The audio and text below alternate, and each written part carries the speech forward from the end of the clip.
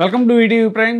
Janasena TDP పొత్తుకి అప్పుడే బీటలు వారుతున్నాయా అనేటువంటి పరిస్థితులు కనపడుతున్నాయి. చాలా బిగినింగ్ డేస్లోంచే అసలు ఈ పొత్తు ఎక్కువ కాలం నిలవదు, కడుపులో కత్తులు పెట్టుకుని ఈ పొత్తులు కుదుర్చుకున్నారు అనేటువంటి చాలామంది విశ్లేషకులు పదే పదే చెప్తూ వచ్చారు బిగినింగ్ డేస్ నుంచి కూడా. కానీ పవన్ కళ్యాణ్ గారు మాత్రం పదే పదే తన ప్రసంగాల్లో 10 ఏళ్ల పాటు కూటమి ప్రభుత్వానికి కూటమి ప్రభుత్వం ఉంటుంది, ఎన్డీఏ ప్రభుత్వం ఉంటుంది, 10 ఏళ్ల పాటు ఎన్డీఏ అలయన్స్ ఉంటుంది, టీడీపీకి ఇంకో 10 ఏళ్ల పైన మద్దతు ఇస్తాము, 15 ఏళ్ల పాటు చంద్రబాబు నాయుడు గారు ముఖ్యమంత్రిగా ఉండాలని పదే పదే అంటున్నా కూడా ఎప్పటికప్పుడు క్షేత్రస్థాయిలో టీడీపీకి జనసేన నేతలకి మధ్య గొడవలు జరుగుతూనే ఉన్నాయి.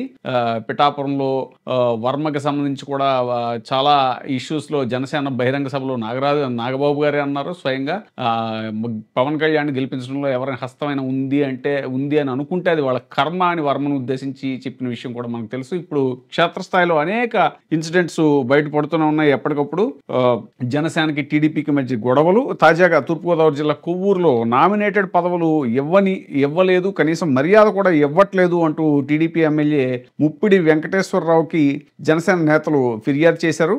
అలా ఫిర్యాదు చేసినందుకు గాను ఆగ్రహించిన టీడీపీ నేతలు రోడ్డుపై వెళ్తున్న జనసేన నేతలని దారుణంగా కొట్టి ఇది చేశారు, గాయపరిచారు. ఆ ఇరు వర్గాల మధ్య ఘర్షణ జరుగుతుంటే పోలీసులు వచ్చి వాళ్ళని చెదరగొట్టే ప్రయత్నం చేస్తున్నారు. సో ఈ పొత్తు ఎల్లకాలం ఉంటుంది, కలకాలం ఉంటుంది అనేటువంటి మాటలు నీటి మూటలుగానే ఉండిపోయేలా ఉన్నాయి అనేటువంటిది, ఉండేలా పరిస్థితులు ఉన్నాయి అనేటువంటిది విశ్లేషకుల యొక్క అభిప్రాయం.